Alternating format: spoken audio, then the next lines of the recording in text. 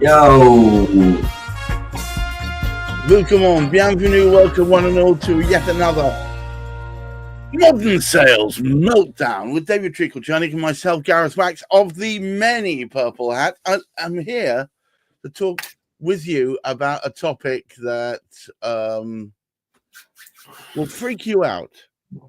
Why sales training, that expensive sales training that you undertook in that very plush hotel, won't work. Okay. Why won't it work? Why won't it work? Okay, well, I'm just going to describe the fact that it doesn't work first, because there might be some people that think, yes, it does work. And okay. This is how it doesn't work. Okay. I walk into a lot of different sales offices. All right. I meet a huge number of people who are selling. And invariably, when I am called in, when they need some treacle care, I like walking through their offices, and I notice on their desks quite often. I mean, I saw this years ago on the shelf above their desk where they've got all of the, I don't know, written stuff, or the shelf on the side of their desk, or in their drawer, right, or just somewhere.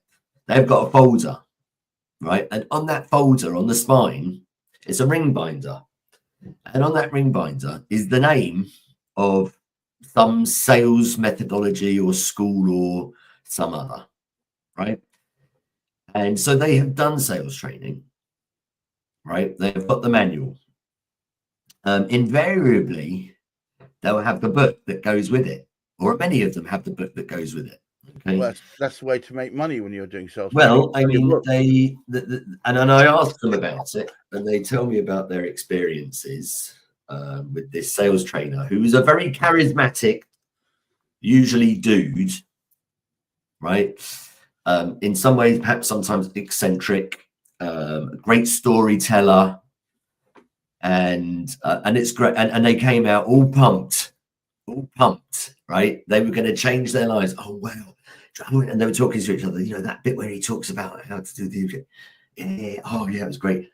And I say to them, so what do you use from that?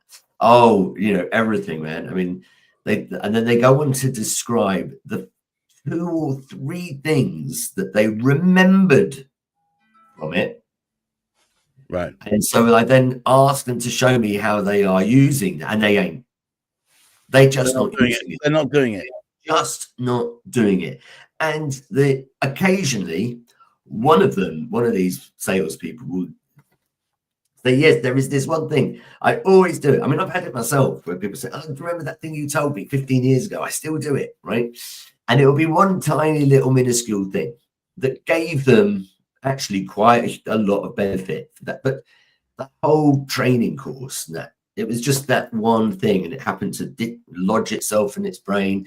You know, maybe the sales trainer was on fire in that moment, right, and managed to really connect with them and wouldn't let them pass the point until they properly understood it and got them to practice it and say it a few times to each other. Right? Think about a client that you've got now, where you can use it, you know, and all of that, right? Use it during the fag break.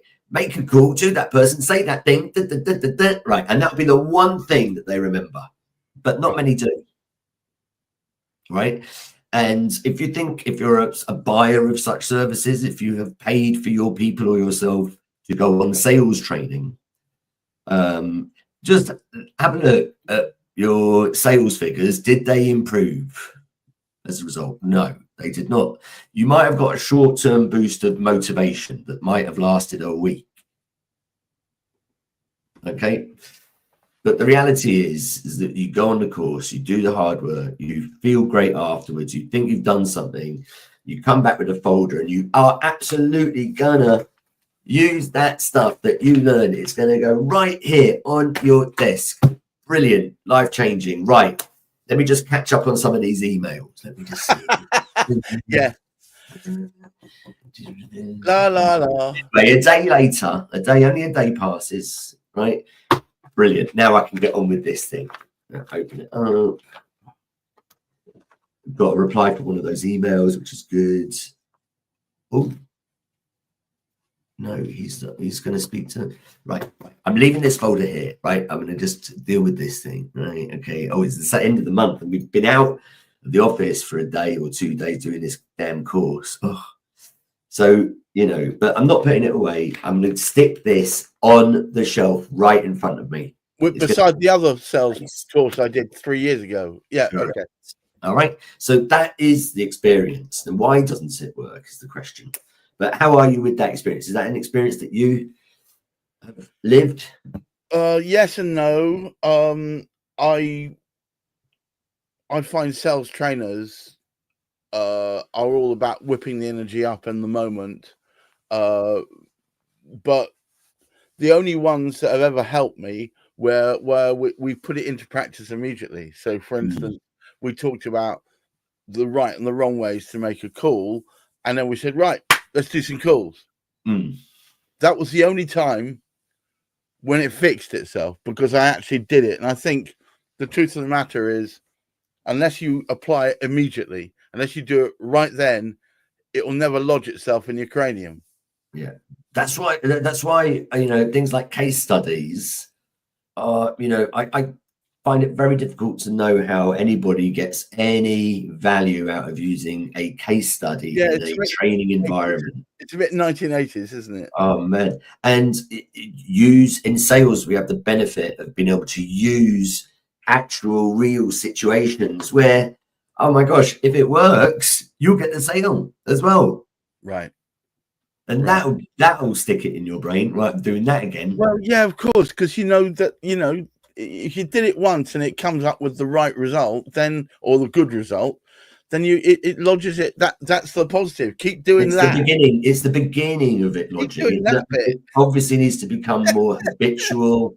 I reckon you probably need to do it about 17 times in a row for it to become comfortable enough for it to feel like a normal part of your sales work. Right. Yeah. So every time that you can do this at home, folks. If you find a particular tip on TikTok or wherever you find your stuff and you think, I'm going to try that, don't just try it once and do it half-heartedly. Do it 17 times. 17. I make all my clients. I have to make them do it. When I stand up at conferences and meetings, do presentations. Right. I kind of am introduced, or I introduce myself as, I make you convert your leads and referrals into actual paying customers. I have to make you do it. It's just a thing.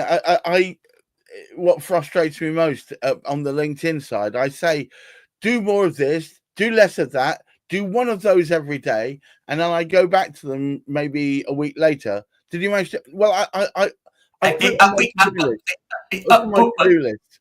It's on my to-do list. Yeah, look, we're all guilty of it. I train very hard in a self-defense system called Krav Maga. Regular viewers of this show will know that. Yes. And I'm currently training extra hard. But I would not do it. And I have to go somewhere to do it. I have to train with somebody or with a group, right? I cannot do this just by myself. I do meditations and process it in my head and go through those things and imagine myself doing all the different moves.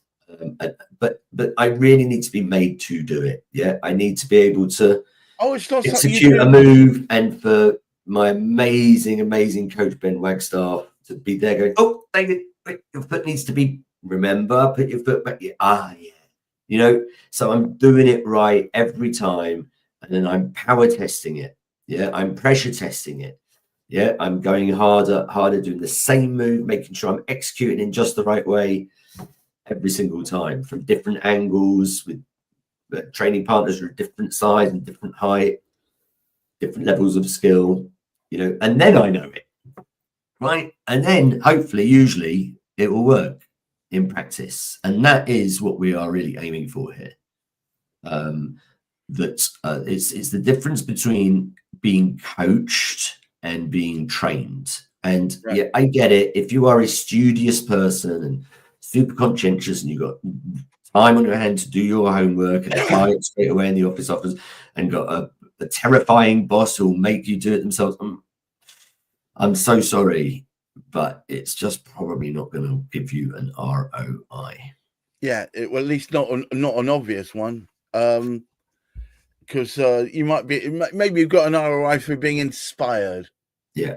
I've got a client at the moment. They're a great company. And I won't mention them by name because I haven't checked if they're okay with that. They do commercial utilities and waste management. And I remember when the MD first got in touch with me, I think they found me online or found me through a link or something. And they said they're in the market for some sales training. And I think that they said something like they get sales training every 2 or 3 years. And they were another one, and can I say at that time that they had a whole bunch of sales skills? I mean, some of them had some knowledge. Did they apply it? Yeah, well, it's always the way, isn't it?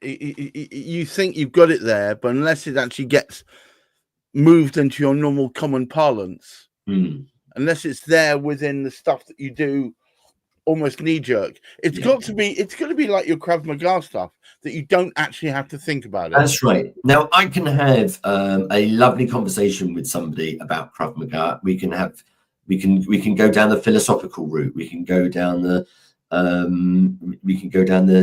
existential route. We can discuss it in terms of the physicality and the exercise and the mental health and the state of violence on the street. We can talk about all of those different things. However, none of those things is actually defending yourself in the street, right?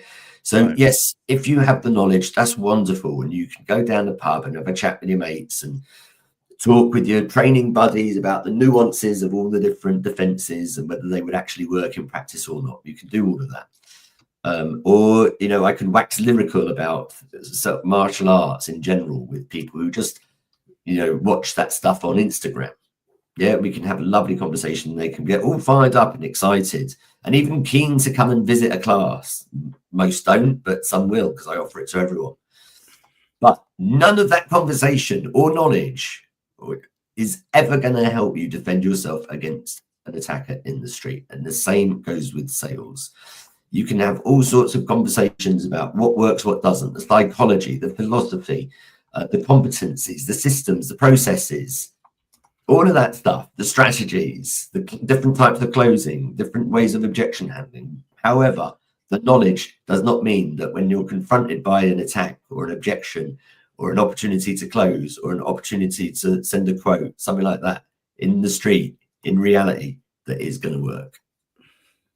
There you go. I'm sorry it was such a rant. No, it was a good rant, actually. It's all about the only true fixative for new knowledge is direct application in real world applications. Yeah. I would say supervised application.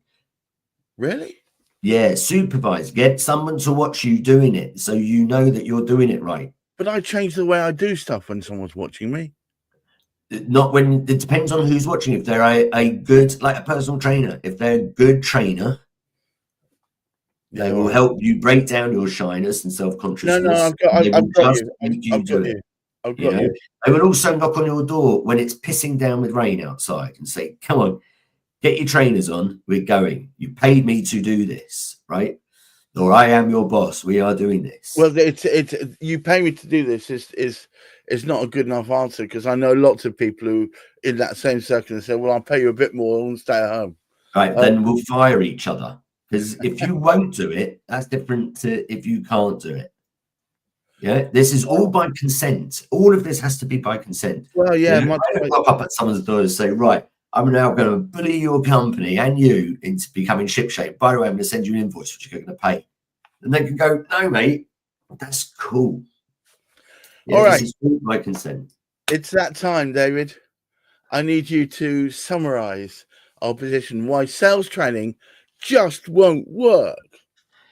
Sales training won't work because having the knowledge is different to actually being able to take action. So application is what we're talking about.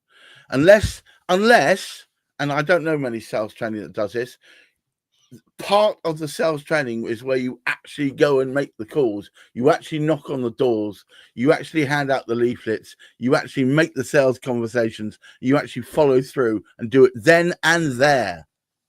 That's coaching, mate. Yeah. And just on that note, I have got an opportunity for viewers who made I love an opportunity, David. What could that opportunity just for those be? people who made it 16 minutes through this show. Well done, you guys. And it is a free. Is that you can apply for a free place at one of my objection handling masterclasses, which and you see that QR code in the corner. Place. That'll take you straight there, or if you want to use the URL down the bottom, that'll take you straight there. Yeah. I recommend we all jump on it and take. I might actually do it myself. I think it would be a good idea. I think you'd enjoy it. There are 3 dates available. GMT 12:30, so just after noon, just after a heavy lunch. And it's on the next 3 Fridays. So there's a date on Friday the 7th. All right. The 14th and the 21st of March. All right. Pick a date, fill in the questionnaire. I'll be there having the shit ripped out of me, just like the rest of you. You will not. I mean, you are there with consent, right? I will make you learn how to oh my God. Get more sales out of your opportunities. I'm going to scan that QR code. So I suggest the rest of you do the same thing. So just grab your scanner. There we go. Straight through. Love that. And I'm now booking myself straight on. Why aren't you closing more deals? It's a good question. Most of us want to ask each other. Until the next time, thank you for spending time with us today. Keep your feet on the ground. Keep reaching for the stars. And please look after that mental health. Until next time, take care. Bye-bye now. Ciao, ciao.